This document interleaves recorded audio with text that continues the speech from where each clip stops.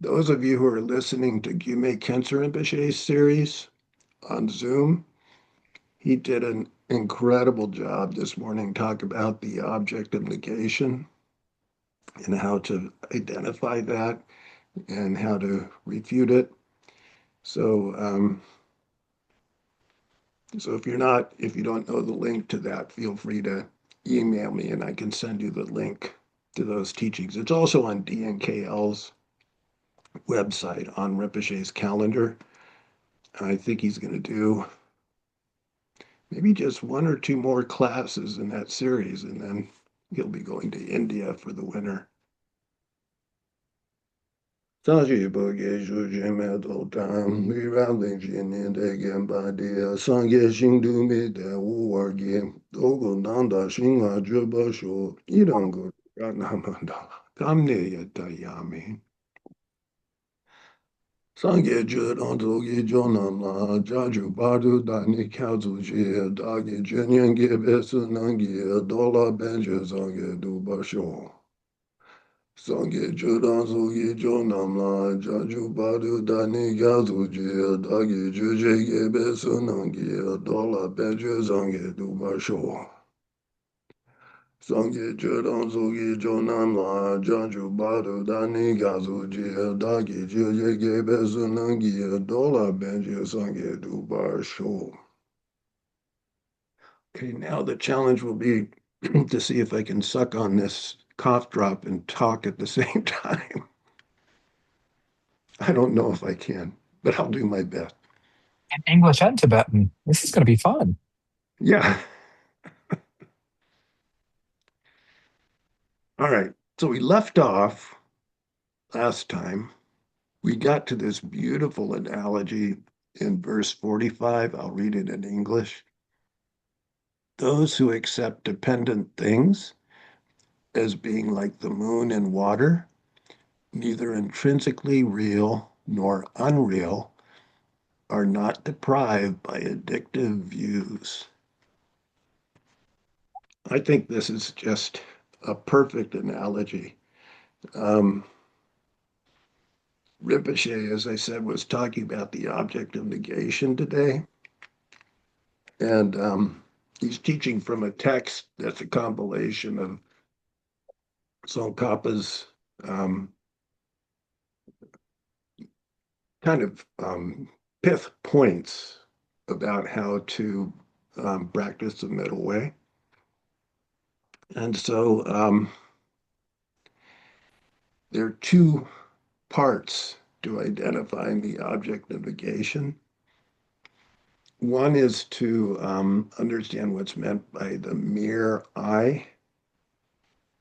The mere I is what is being talked about in verse 45, like the moon in the water. And so at the level of the mere I, we have these aggregates. We didn't have much to do about how they grew, right?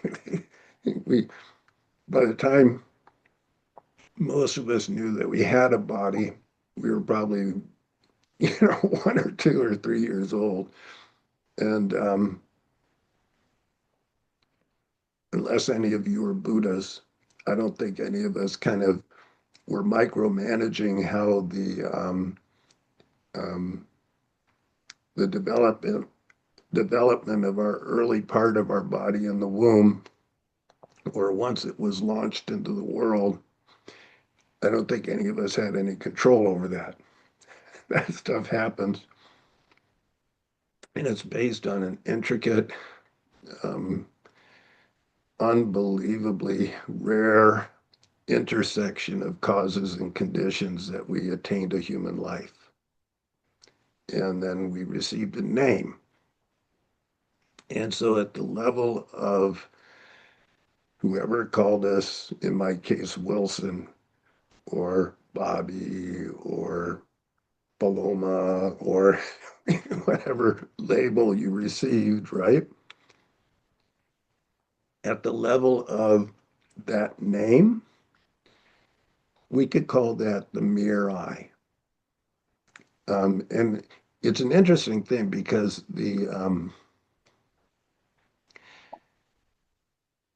In Madhyamaka, in Prasajika Madhyamaka, there are some things, there's a word she drupa, and that means she means a basis, and drupa means established on its basis. And so the basis for the mere I is that young body mind complex that got labeled with a name. And so that was the valid base of designation for Wilson or Sharon, or again, whatever our name may be, right? And then, in contrast to that phrase, Shidrupa, um, there's also a phrase in Madhyamaka theory called Shi Madrupa. That means something that's not established on a basis, right? And that's like you always hear the Tibetans debate, and they'll say a sky flower. You've probably heard that image, a sky flower. They use that as an example of a Shima Drupa or the horn of a rabbit. You've heard that example before, right? That's a Shima Drupa, something that's not valid. It's it's not even valid in the world sense. Although some people, when early students of Serme Rinpoche would bring him, I think, images of jackalopes and try to debate over whether there is such a thing as a horn of a rabbit. But so anyway, um, that mere I, which is just the name on that basis, is imputed. There's an imputation of a being based on that. Oh, there's Sharon or there's Wilson, right? And so that's valid in a conventional sense. If you go a little deeper in and you see what our minds really do, they don't stop there. They don't stop with just the mere I or seeing that imputation as being relatively true, but having no nature of its own. And what happens based on primordial ignorance is that we naturally cling to the aggregates as if there's an I separate that owns them or is or or that they have some kind of nature of their own existing from their own side independently. And so in meditation and contemplation, each of us has to individually figure that part of ourselves out, right? Like, how do I actually hold to the me?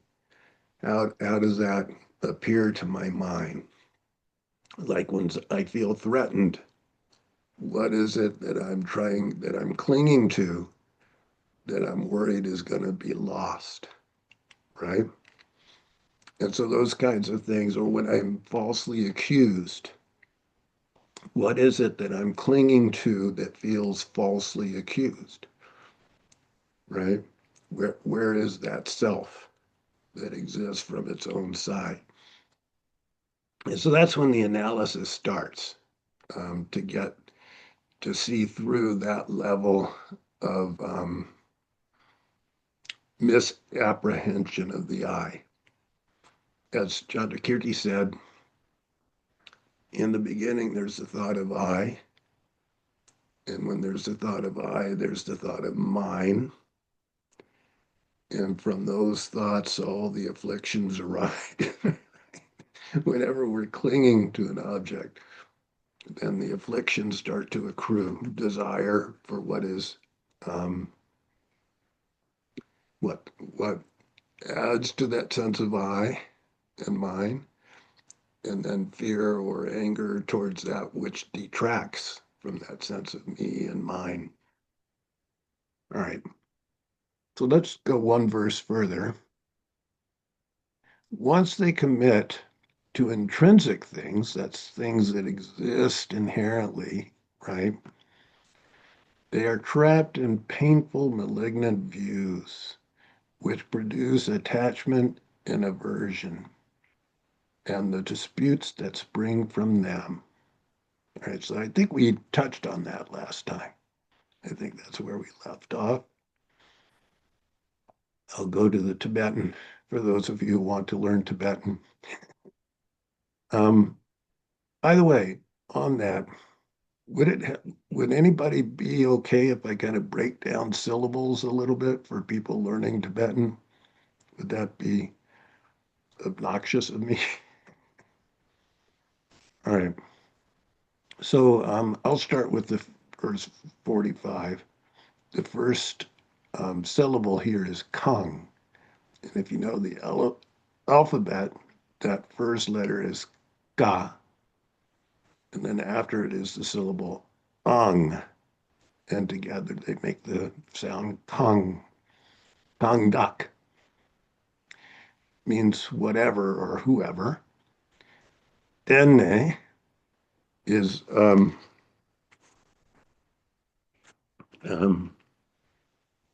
is dependently arisen, and I'll break those syllables da and then ga together make dak. And then here, this really complex syllable. The first letter is silent, ba, and then there's a letter da, and on top of it is called a rata, a ra letter. And so the way the Tibetans would spell that is bao. That means the first ba, ra, dot, dak. There's a ra with a ta attached to it. And then on top a drengbu, which gives an a sound. And then at the end a na. So bao, ra, da, da, da, drembo, de, na, ten. That's how they would say it. 10. And that's a dependent thing. Ne, nasa, ne, means from that, from depending on that. Ngumbo nam, ngumbo is a produced thing or an entity. So anything, like here's a hard drive, here's a cup of water, here's a dependently derived human, the computer, anything that's produced by causes and conditions is a ngumbo, is an entity. Nam means plural. So these dependent entities, or those dependent entities, chui dao, daoruni, are just like chui is water. Ya giku yi is like an apostrophe S.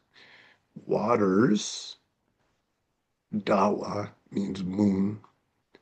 Dabu means just like the reflection of the moon in the water. So there's a sense that there's this Wilson, but what you get if you start taking it apart is a lot of kind of gross flesh stuff. And then some bones and teeth and hair and whatever, right? And then when you get into the mind, a feeling aggregate, a conceptual discrimination aggregate that's always changing. Then you get the volitional, compositional aggregate of all the different emotions that get attached to consciousness and shape its how it perceives and how it functions. And then the awareness itself. And again, the analogy is that the form heap is like the receptacle.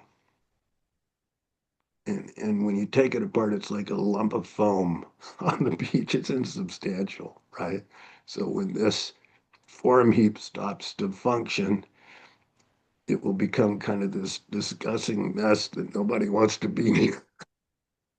So then after a while, it'll rot and disappear or be burnt or whatever, right? And so it's like a lump of foam on the beach, kind of undesirable foam on the beach. And then the feeling heap is like the food, because aren't we both mostly concerned with our feelings?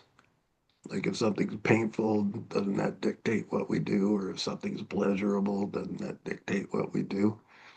And so that's like the food, but that's like a bubble because that feeling that we have of pleasure, pain, and difference has already been caused by causes and conditions. And so it's like a bubble ready to pop. It's insubstantial.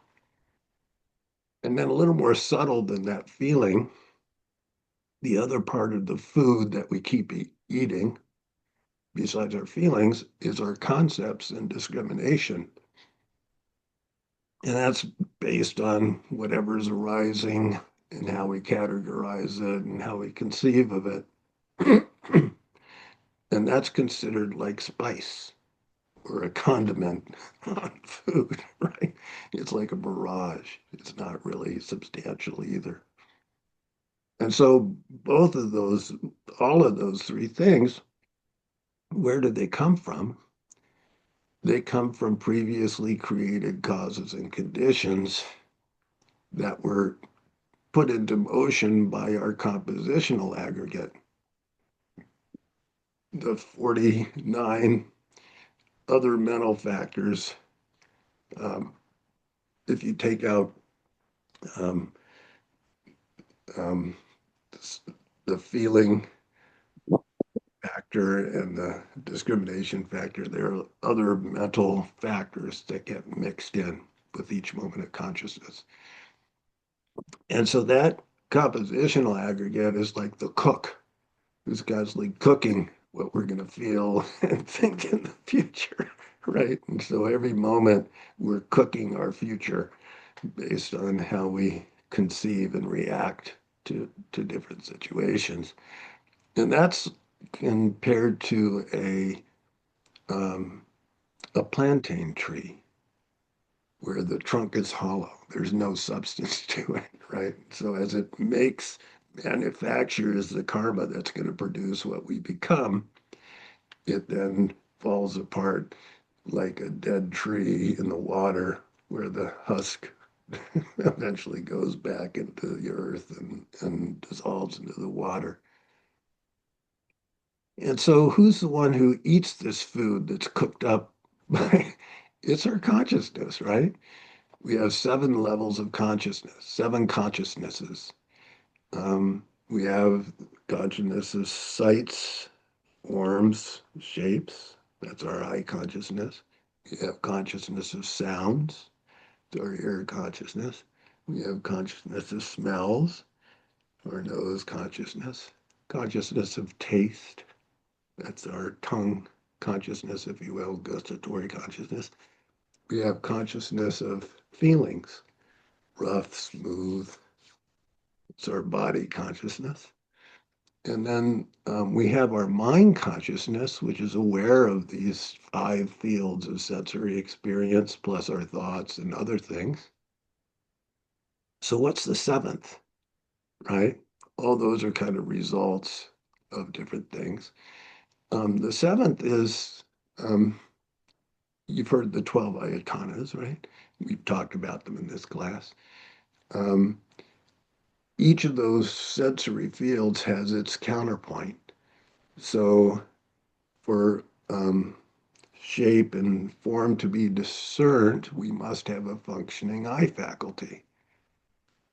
For sounds to be heard, we must have a functioning ear faculty. For smells to be smelled, we must have a functioning nose faculty. For taste to be tasted, we must have a functioning tongue faculty. Similarly, for consciousness to occur, there must be an immediately preceding consciousness to produce it. And so that's the seventh consciousness. It's a causal consciousness. The immediately preceding moment of consciousness is that which gives rise to this moment of consciousness. So we have all those aspects of consciousness, they're all dependently arisen, right? And so those are compared to like illusions. There's no substance to them. So who's this Wilson that I think is existing from his own side? It becomes like elusive, right? It's just like trying to grasp that moon in the water. You can try to get hold of it, but it seems like it's there, but when you try to get hold of it, it's really not there, right? And so it's a very beautiful analogy that can be used for dispelling the notion of an inherent I.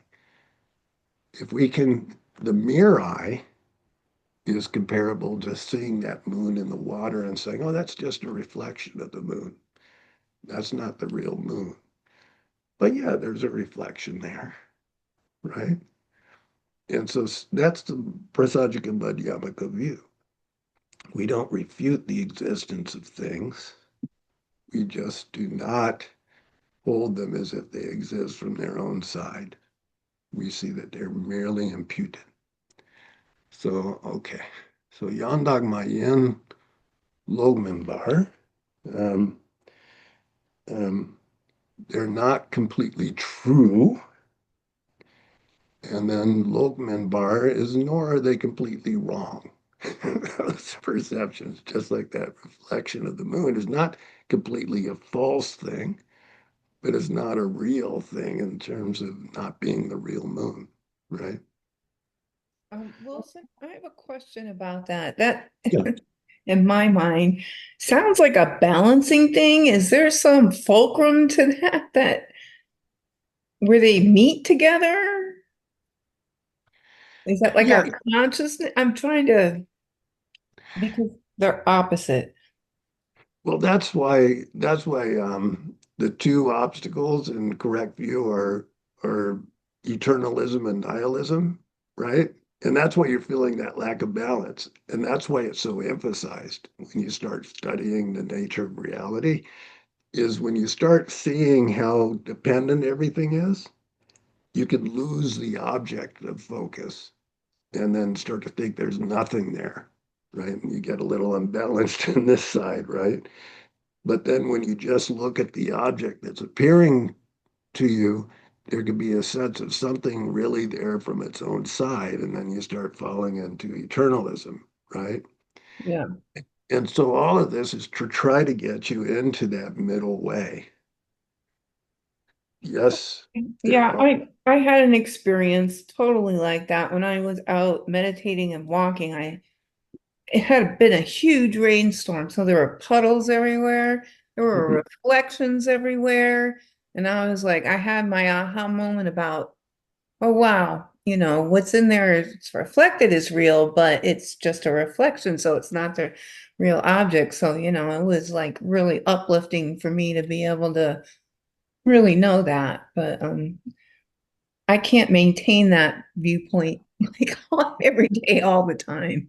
Right. And that's the challenge. The challenge is when we're not analyzing, our natural fallback for most of us is back to the eternal view that things have a self nature, right? When we don't analyze them, we can impute into them more than is really there. And that's where we start reacting to the world and generating desire for what is attractive and anger for what repulses us or fear, right? And so that's where we start getting embroiled more. Does it count if you realize it later? Like, my God, that Yeah, was stupid. sure. Just a question. Anytime you catch yourself and you go back to your wisdom, that's freeing. That's bringing you back on the path, right? And so there was some discussion in today's class with Yime Ketsa Rinpoche about in the post meditation. So you have meditation where you sit down and you start analyzing the self, and then you can see there it's not the way you were thinking of it. It's really not as substantial as you thought. And then if you get deep in meditation and you can see the absence of that self nature, directly, that's called the path of seeing. But until you reach that, you can have kind of um, it's called a jepaksema, a valid inferential perception of that emptiness. It's all conceptual, but it's valid. The concepts are valid. When you do that in meditation, when you come out of meditation, then things will appear as normal to you. But there's a part of you that realizes, that's a false appearance. And that's the post meditation where you see things as illusory, like illusions. They're still appearing to you, but you realize it's a bit of a false appearance. When you have that direct perception of emptiness, then that's non-conceptual. That's a direct perception of the emptiness of the self and objects. When you come out of that profound experience, then you don't even have to think about it. When the appearance of phenomena come back to you in post meditation, part of you just knows they're not real. That's like a magician who conjures an appearance, but they're not fooled by the appearance of it at all. They know it's an illusion. And so that illusory post meditation practice is what helps us when we're not in the middle of meditating on it. So that's why these analogies are so helpful.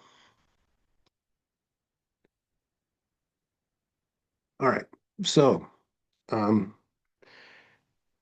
moving into the 46th verse, and I'll do just the first word, breaking down the letters. And that way, bit by bit, those of you who want to learn the Tibetan will get a sense of how that's done.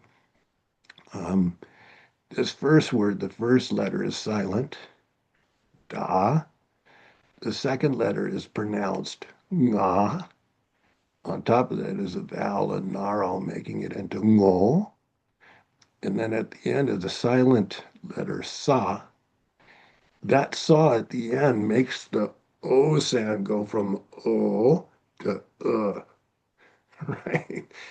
So you have to learn these little grammatical rules to be able to pronounce it. So from ngo, it goes to ng.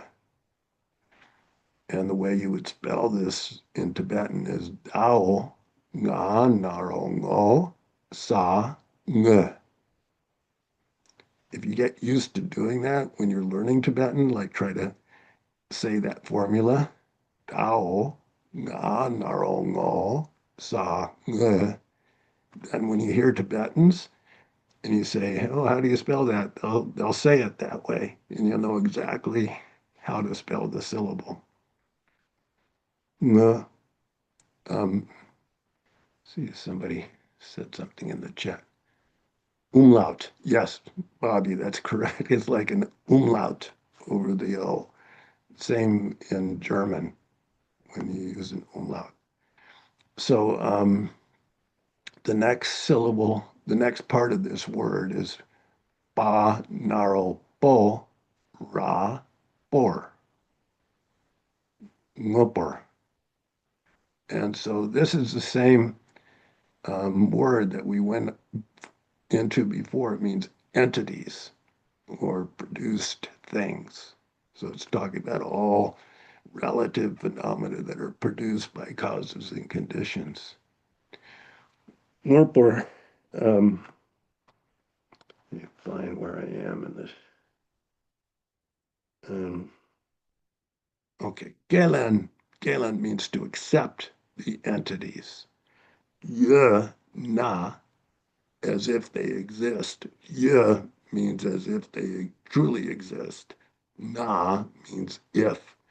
So if you accept those entities in the world, and this is what I was talking in reply to you, Sharon, about how do you remember this, right? Because you can see it when you really sit and you analyze it, but then when you're not doing that, then they just appear the way they usually do.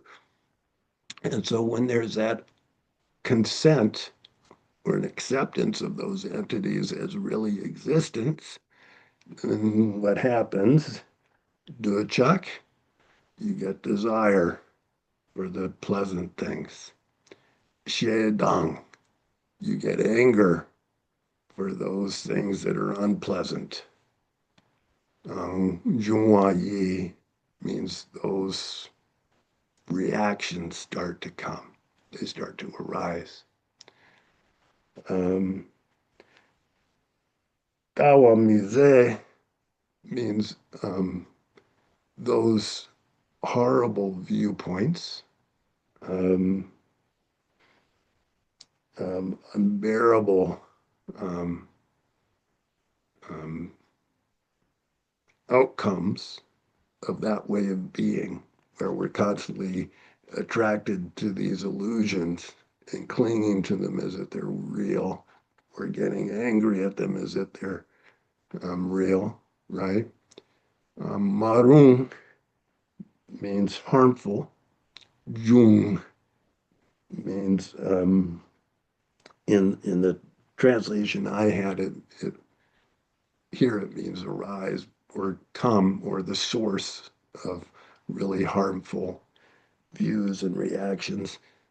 In the text I had, it said Zen, means clinging. You start clinging to those reactions. Dele, from that, Jue, coming from that.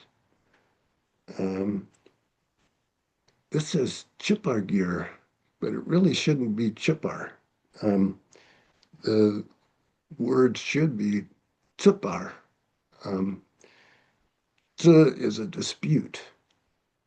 And so it should say Tsupar gear. Anyway, I don't know why that's written this way in this text, but it should be disputes come. And so this is looking at what happens in the world. Um, at a gut level, all of this is true. We have these reactions at a gut level to things. And you see it even in 2-year-olds. They get a good toy, mine.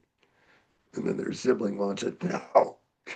And then they'll hit their siblings, right? You see that anger and then that attachment, and it's very gut level, right? But also, some of this can arise because of people's philosophy. There are different philosophies in religion where people purposely start conceiving of the self in a certain way. And based on those misconceptions about how things are in the self, then scholars get into all sorts of arguments with each other. And so there are these disputes between different viewpoints about reality, even at a sophisticated intellectual level. So it's not just the gut reactions, the innate egotism that gets in the way, but it's kind of the learned egotism that gets in the way. So the horrible thing about these views and these reactions is they repeatedly send us into bad destinies. Um, we can see it happening in the news all the time. People with too much money doing horrible things to others to get more. And, and it's not leading to any happiness for them now and in the hereafter. It's dreadful to think what the karma is, and where that's leading them. But that's why the number of beings in lower realms are as numerous as the sands of the earth, and the number of beings in higher realms are as rare as the sand on your palm. So it's scary. When you get correct view, it does get a bit scary. And it wakes you up like, whoa. I think it reminds me of the Hal Larson cartoons. There's one of cows eating grass in a field, and one has a startled expression on his face and says, wait, this is grass. We're eating grass. And that's kind of like when you realize, as you're going along, thinking of things as real and reacting to them, and you suddenly realize, wait, I've been I've been telling myself lies. I've been making myself suffer for no reason, right? And so it's very liberating, while at the same time scary when you start to get a correct view of how things are. All right, so verse, Oh, oh, wait, why is it scary? Just because they well, aren't as existing as, I mean, I understand my idea of scary of that, but what do you mean? Sarme Rinpoche once said that for an arhat, somebody who's eliminated the afflictions, if there was a poisonous snake in their lap, they wouldn't be so afraid of the poisonous snake. They would be more afraid if they had a moment of a negative thought and negative impulse. That would be much more scary to them than that poisonous snake. And so the clearer your viewpoint is, the more you realize that at each moment, as we conceive of things, we're creating karma. And if our conception of things is causing and driving our desire, our anger, our jealousy, our pride, then moment to moment, we're creating hell for our future. And that's scary. It's Uh, scary. It's like you're on a train and there's no conductor and it's going full speed. And you get that sense of, oh man, I need to start managing my mind to make sure that I create causes for a better future for myself and others. like the person with the snake in his lap, if he generated anger towards the snake, like that kind of thing. Is that what you mean? Well, the analogy was meant to most of us. If we saw a poisonous snake, we would freak out, like, oh no. Um, and so the analogy was to say, just like that level of fear Yeah. about the poisonous snake, somebody who's realized emptiness and dependent arising correctly, that level of fear occurs when they see their mind manufacturing afflictions and negative Oh, okay. thoughts. Oh, because of karma, right? Right, right. Okay, thank you. And so the more you see correct view correctly, the more you realize how karma defines everything about us and what we experience.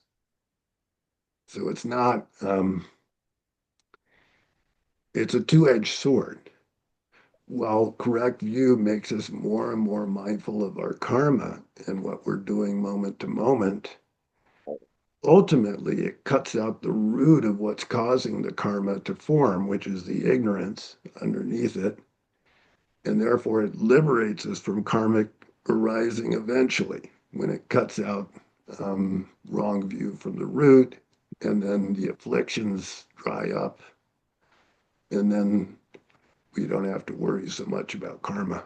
So I'm sorry, so that's more like on the path of seeing that you can do that, right? The path of seeing and meditation is where we really start hacking away at the roots of the problem. I mean, in terms of if I have a snake, then hopefully by then, by that path, I will be less scared. Yeah, it's like Okay.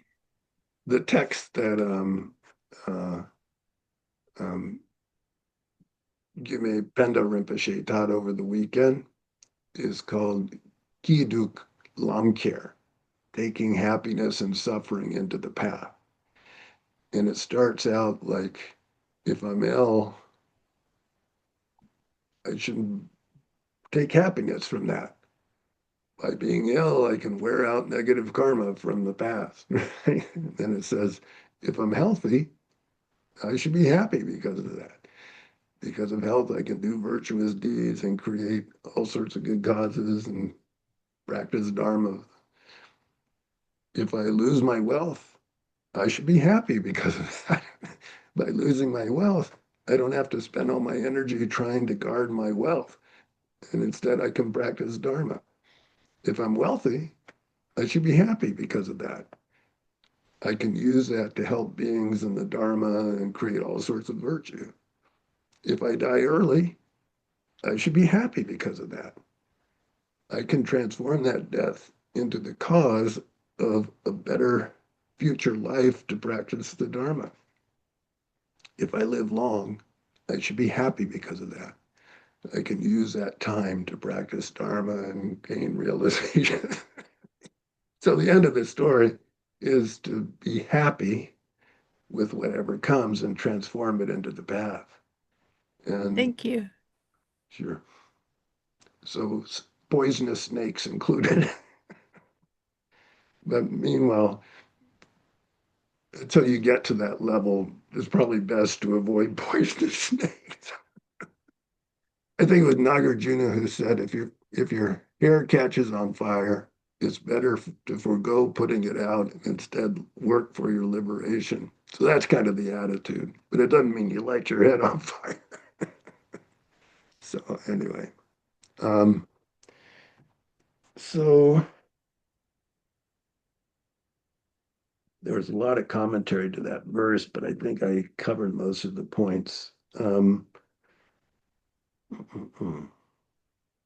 me just look really quick. Yeah, pretty much. Jimmy Kinzer said the same things I was saying, except he added that when you have that sense of things having true nature, you tend to start thinking of inherent friends and inherent enemies. And as I said, scholars are being addressed by that verse because scholars get into disputes over minor little concepts. They have conceptual differences about how things are. Okay.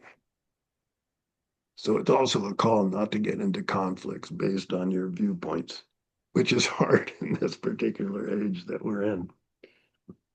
Um, so here, in Dawa, this day, Da, Drangbo, Day. That's how you break that syllable down. Da, Drangbo, Day, Na, Giku, Ni. So day, that means that. What do you think that is referring to? You have to go up to the last verse and think of what they were talking about. And so what it's referring to is that view of things having a self nature. That's what's being referred to by day. It's talking about that view of self nature. Ni is like a colon mark. It's denoting that after it's going to talk about that view of holding things as real. Dawa means viewpoint. Kun means all. Gijia means is the cause of all wrong views. That grasping to things as real is the cause of wrong views about phenomena. That view of holding entities or produce things as real. Deme, without that view, Nyumon means afflictions of mind. Mike will not arise. So if you don't have that view of real entities, it's saying your afflictions will stop arising in your mind.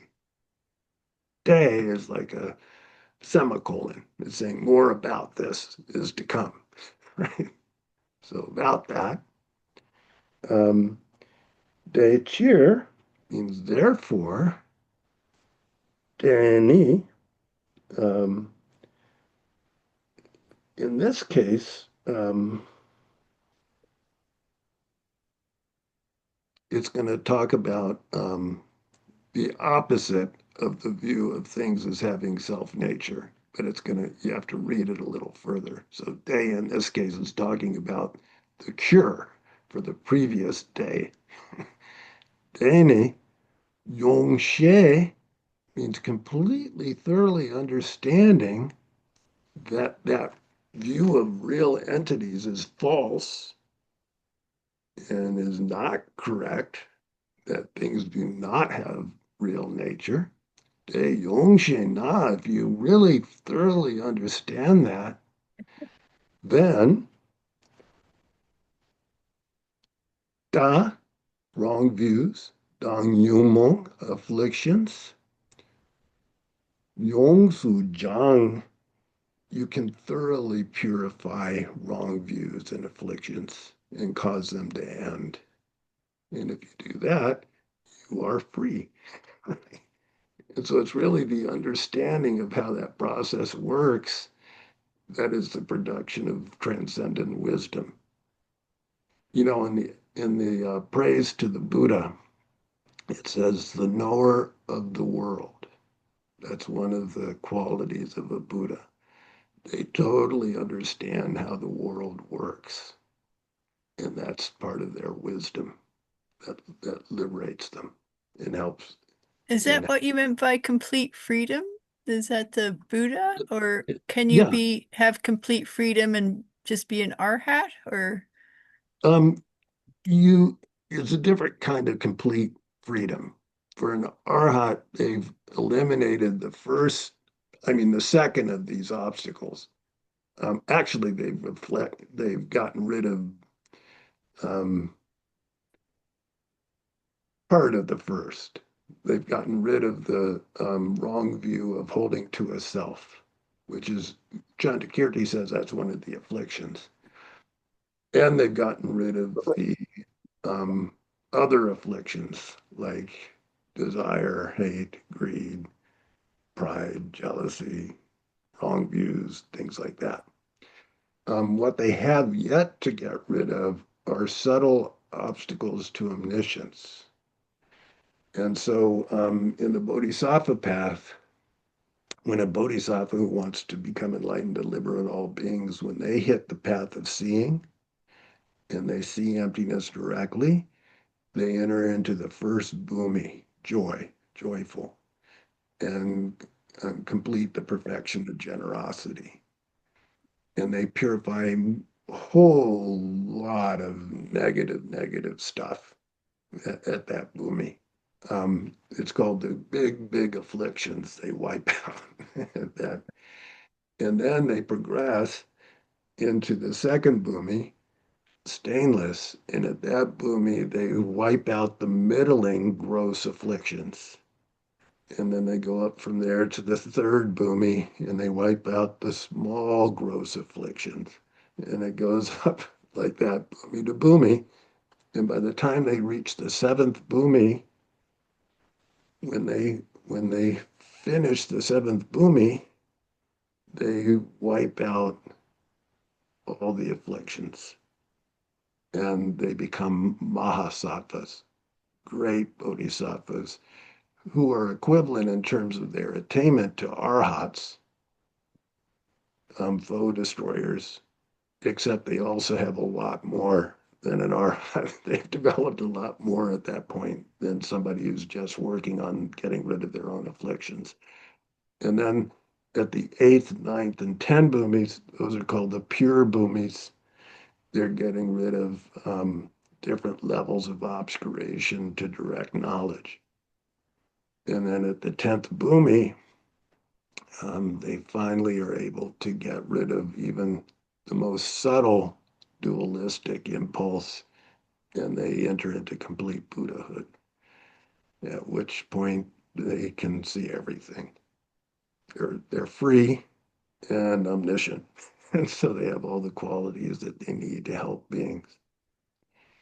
So it takes a while, but that's the path. thank you. I was wondering, so you mentioned the arhats who are just working on getting rid of their afflictions, but bodhisattvas do that too, right? But they just do more. Right. It's Okay. the difference is really the level of motivation. Um, for the Bodhisattva from the beginning, or somewhere along the way, sometimes it said that arhats are called back from nirvana into relative reality by the Buddha to finish the Bodhisattva path. So some of them may have already eliminated their afflictions, but the Buddha urges them to get rid of the obstacles to knowledge so that they can be fully helpful to beings. Um, but for somebody on that bodhisattva path, the goal is not only one's own liberation and freedom, but it's for every being in existence, right? It's a much greater goal. And so that's really the difference. And it has much wider, more potent virtue because of that bigger goal. The viewpoint is the same.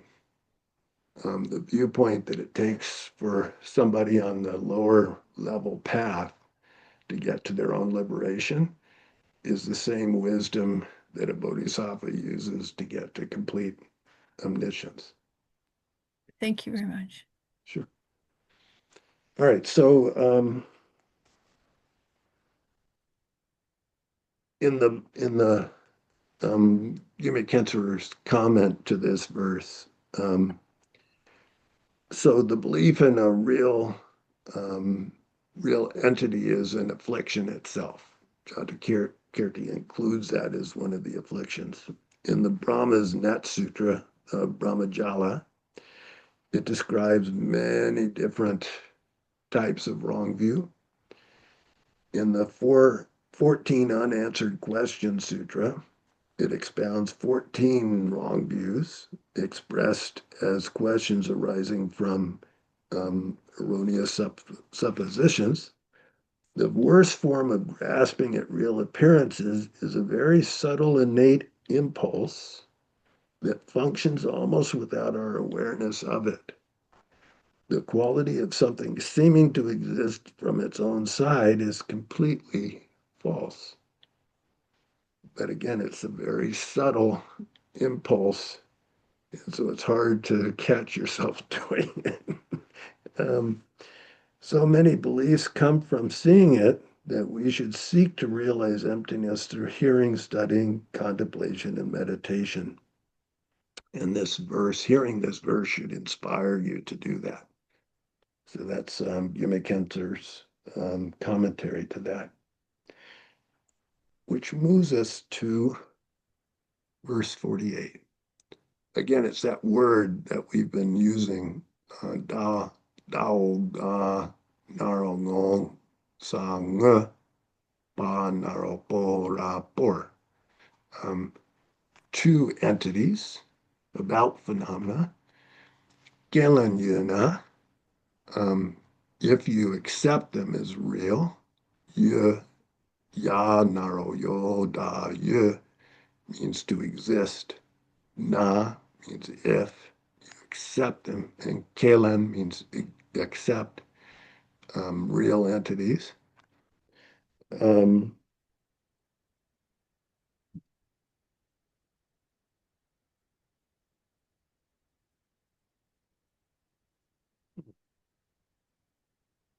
My own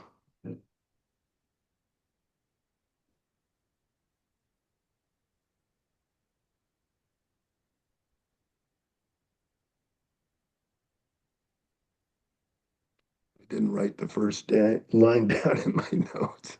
Okay. Anyway, Gangi means by what? By what? Deshe Gyurnyam Na. So Ngupo Gelen Yunani, if you accept that things have real status, Gangi, by what?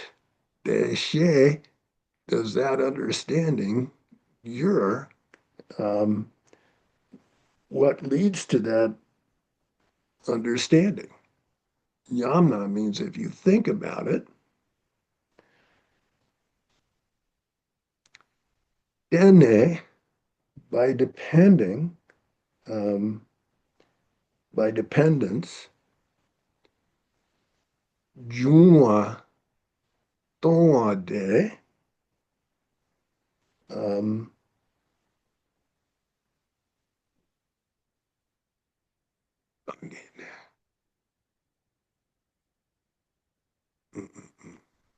I'm trying to say this in a way that, let me go to the English translation so I can get how they translated this verse. Um,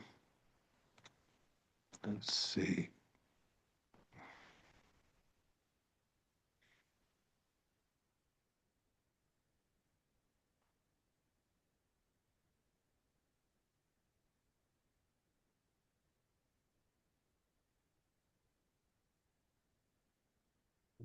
Okay, so it's at the bottom of the previous page. Okay. One asks, how can this be understood? It is understood. Okay. It is understood by seeing relativity. He uses the word relativity as his translation for Nagarjuna, which really means dependent in origination. The dependently created is uncreated. Okay. Thus spoke the supreme knower of reality. All right, so let me go back to the Tibetan so I can say it in the right way.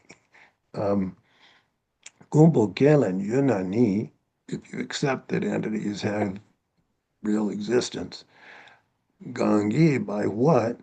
Deshe Gyur is that understanding transformed, if you think about it.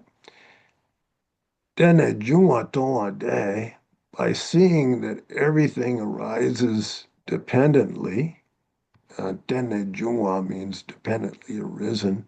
Dongwa means by seeing that.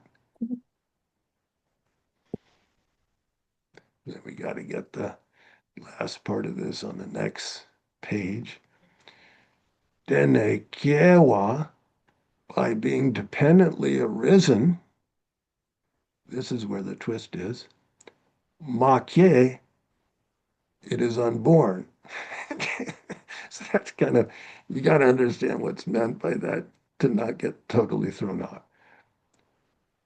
They, by that, Dengi, that very thing, Kempa Choki, by the all-knowing one, Sung was said.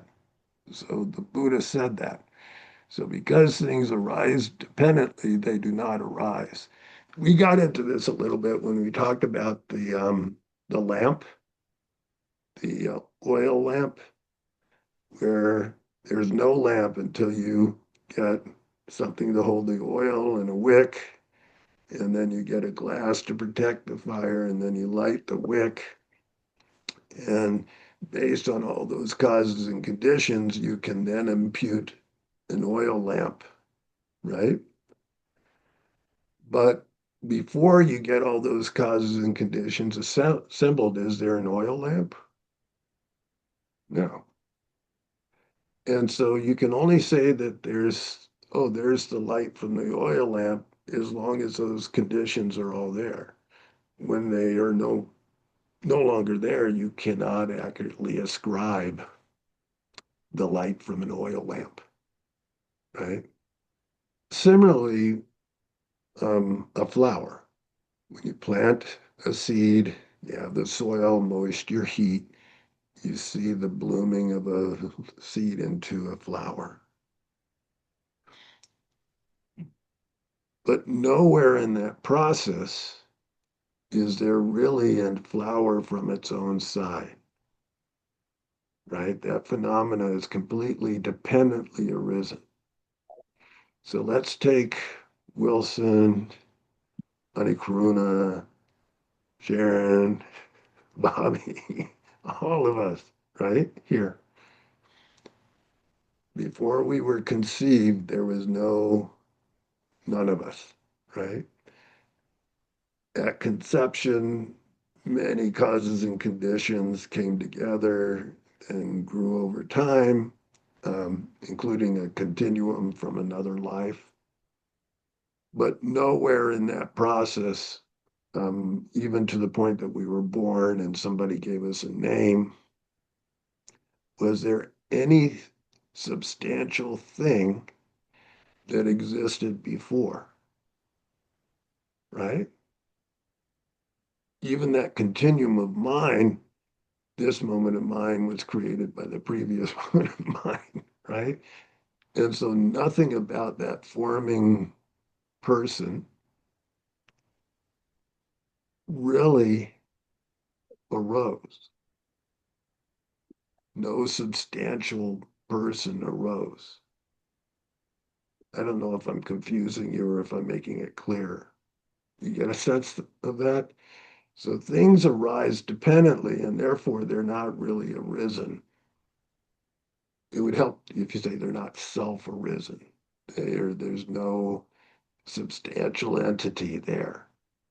What happens to all of us is at some level in our development, we become cognizant that we've got a body and that we have a certain name that's been attributed to us. And then we start clinging to that sense of self, right? But that self is completely imagined. All we are is dependent origination, and there's no inherent nature to us, which gets back to why is it so scary when you first realize this? Because what that means is our future is completely dependent on what we do now, the karma that we create. Um, Everything that we attribute to ourselves, Sarah McKenna Rinpoche used to say, if you want to see what you did in the past, look in the mirror. And that'll give you a sense of what your previous karma was. If you want to see what's going to happen to you in the future, look into your mind and see what you're doing with your thoughts, your decisions, your actions. And that'll give you a roadmap of what you're becoming. And It also so, might make us scared. yes, it is. It's kind of a rude awakening, but it's better to wake up than to stay asleep at the wheel, right? Um, and then over time, it actually isn't so scary when you actually get your sea legs and you're taking care of your body and mind and your actions, and it starts to become a joy, right? To have that wakefulness and to see things as they are. And so you get a detachment. One analogy is like somebody who's really mastered the middle way. It's like a person who's not in the water, but they're able to talk to the fish in the water. And so somebody who's really transcended, they can keep one foot in samsara to help the beings and communicate with them, but they're not in the same predicament. They've emancipated themselves. And so that's a non-abiding nirvana that we're shooting for in the Bodhisattva path. All right. I think we have time for another one. Let me see if I left anything out in Gina Rinpoche's commentary to this. All right, his commentary. Because things lack self-nature, they do not arise from any real essence, just like a reflection which appears, yet does not really exist from its own side. Therefore, to say that which arises dependently does not arise as a contradiction is, no, he said, is not a contradiction. And when it arises, it does so deceptively, and therefore does so without having real nature. So everything, that's Kunzo Dempa, deceptive truth. Everything in reality, in terms of entities in the world, exists deceptively. Kunzo means obscured truth or deceptive truth or relative truth. All right. And so I have a yeah, question about that. yeah. Okay, so you're talking about, an enlightened being, a Bodhisattva or whatever, one foot in samsara, and then the other foot is not. And so, what is it that they perceive that we don't perceive? Can you give us an idea of that? Or Those of you who are following arts classes, he had us read a sutra called the Akashagarbha Sutra for his class today. I'll read just the first part of that to you. if I have it, I don't know if well, I think it's on my iPad, but I think I can find it here in my emails. It's just really profound because he gets right to that point that Sharon, that you're asking about. Um,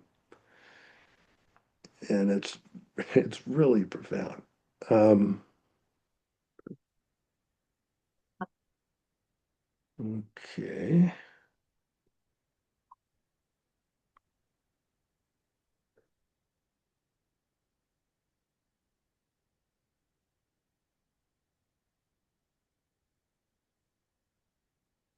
Sorry, it's taking me a minute to get to it. Art sends out these things and they're totally amazing. Okay, here it is. Sorry, took me a while to find it. Um,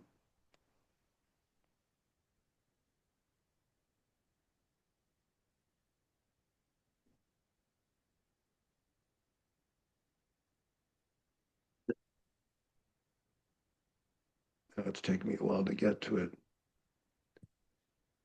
It's the Akashigarbha Sutra, the essence of space. Um, I have to get through all the translator's notes. Okay, here it is.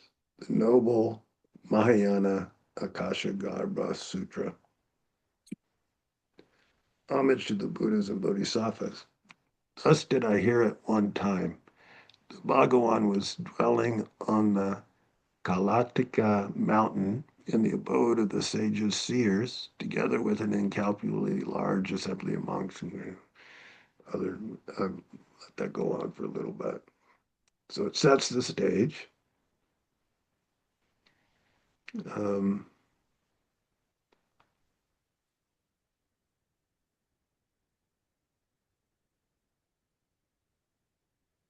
right. And then the Buddha emits this tremendous light and illuminates everything. Um, and um, everything appeared to be limitless, boundless, and ineffable like space. The Bhagawan too became most radiant, clear, and brilliant. Indeed, the sentient beings assembled there could not even see themselves or each other. That kind of describes what happens in the path of seeing. For them, all visible manifestations of the great elements also ceased and became imperceptible to the eye. They could not perceive their bodies, their features, or shapes, nor did they have a sense of touch. Whatever they observed, however they observed it, they saw as empty. They did not see the orbs of the sun or the moon, the stars and the earth element, water element, fire element, air element also became invisible to their eyes. Sounds did not resound in their ears. Odors were not perceived by their noses. They did not take their minds and their mental events as me or take them as mind. And the perceptions of the six cognitive bases did not arise. The great elements were also imperceptible.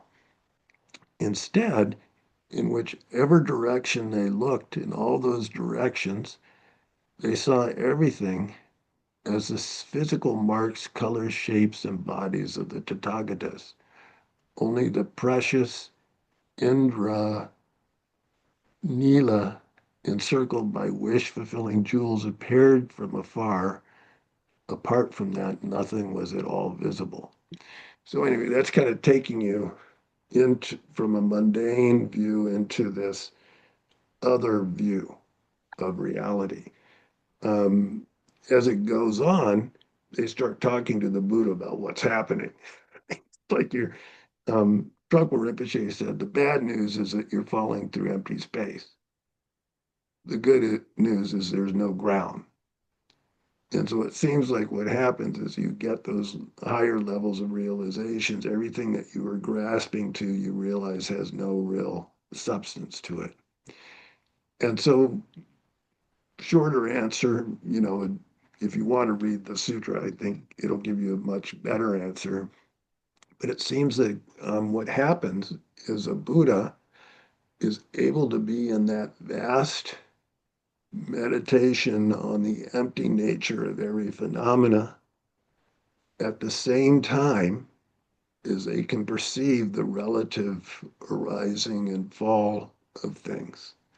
So they're always in that expanded, pristine awareness of the emptiness of everything, while simultaneously able to see the details of the relative arising and passing of things. And so for them, everywhere is a pure land. And it's their home. They're naturally abiding in that expanse of the empty nature of things. I don't know if that helps. As the sutra goes on, a lot of the lower level, like 10th level bodhisattvas and below, were kind of frightened by the expanse of it. And the dialogue goes, yes, it's only once you reach the state of full Buddhahood that it's no longer frightening. That expansive state, it becomes the natural abode of the Tathagatas. So anyway, does that answer it or does that confuse it? I don't It know. just makes it seem more mystical. It's hard to conjure that up, but Yeah. yeah. But what I'm told is that it's quite delightful. They've worked out their own salvation while No, they're, I'm sure it is. I just, can't even imagine conjuring that up. That's all. well, any of you who like Monty Python, they kind of, in their meaning of life, there was one scene where they're trying to convince somebody to be an organ donor, and the person's rightfully afraid of being an organ donor. And then they start talking about the universe. They take you out into outer space and talk about how infinitesimal we are, and finally at the end, the person's willing to give up their organ. But I think it's a little bit like that. There was a sense of humor in how they did it. But I think for a bodhisattva, higher and higher and higher, that expansive mind becomes more and more their dwelling place. And so they can handle the relative truths without a problem, but they're always expanded in their awareness and not fooled by how things arise and pass away. So the more that we can come back to the perfection of wisdom, the more we're heading in that direction. And the more we do so with bodhicitta as our motive, the more we're getting towards that non-abiding nirvana of not being held by the sorrow of the world while simultaneously being able to help beings in it and not being sucked into it. So I'll stop there. Well, we're on verse 48, right? Okay.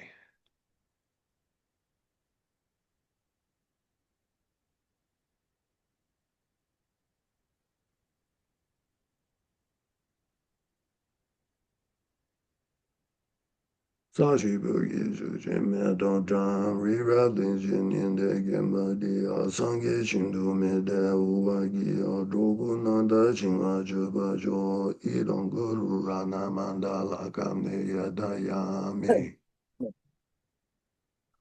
Yewa Di Kewo Kun Sun Yechen So So Shin Sun Yeche Lejun Dabo Guni Doba Sho Janju Zenjo Rinpoche, Amage Banange Geji, Gebanyamba Mepa Yang, Gone Gondu Bewa Sho, Kanri Rawe Koe, Shingande, Bendande, Wamalu Junwene, Generesi Wandens and Gazo Ye, Shebe Sidi Badu Dengyur Chi.